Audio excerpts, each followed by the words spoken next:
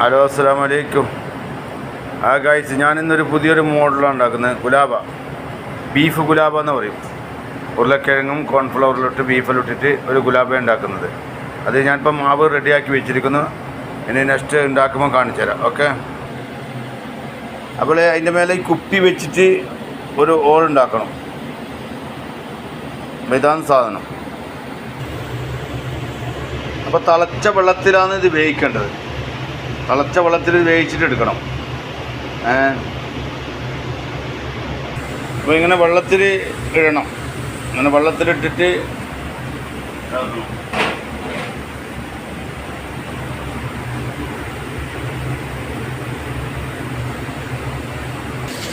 അപ്പോൾ അതിൻ്റെ മസാല ആക്കുന്നുണ്ട്. കുറച്ച് നെയ്യ്, ഒരു ഉള്ളി, ഒരു പച്ചമുളക്, കുറച്ച് ഇഞ്ചി വെളുത്തുള്ളി മസാല, അതെടുത്തിട്ട് അതിൻ്റെ മസാല ഒന്ന് അടിക്കുന്നുണ്ട്. ഓക്കെ.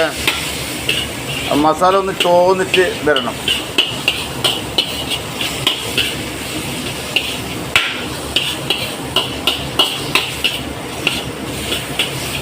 ചെറിയ തീയിൽ വെച്ചാൽ മതി കേട്ടോ. ചെറിയ തീയിൽ വെച്ചിട്ട് ഒരു മസാല അടിച്ചാൽ മതി.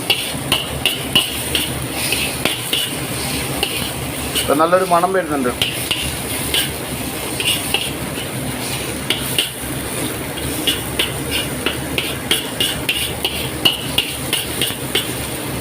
ഇപ്പോൾ ഒരു സ്പൂണ് കാശ്മീർ പൊടി, ഒരു സ്പൂണ് മഞ്ഞൾപ്പൊടി, കുറച്ച് ഗരം മസാല, കുറച്ച് ടൊമാറ്റോ സോസ് അത് ഇട്ടിട്ടുണ്ട്. അതൊന്നും കൂടി വാട്ടാം.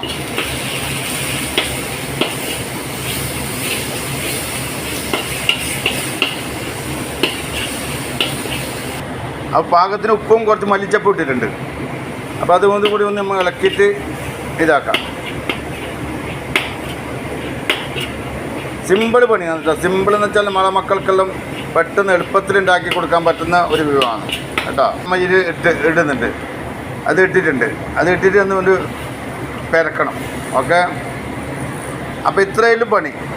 അപ്പോൾ നമ്മൾ ചാനൽ കാണുന്ന ആളെല്ലാവരും ലൈക്ക് അടിച്ച് സബ്സ്ക്രൈബ് ചെയ്തിട്ട് ഒന്ന് ബെല്ലോട്ടൻ അമർത്തിയിട്ട് ഒന്ന് നമ്മളെ വിജയിപ്പിക്കണേ. ആ ചെറിയൊരു ബെല്ലോട്ടനല്ലേ, ഒന്നും ചിലവൊന്നുമില്ല. ഇനി ഒരു അമർത്തിയാൽ മതി. ഓക്കെ.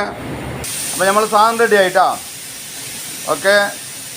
നാളെ വീണ്ടും മറ്റൊരു വിഭവമായി നിങ്ങളുടെ മുൻപിൽ വരാം. ഓക്കെ. അസ്സലാമു അലൈക്കും.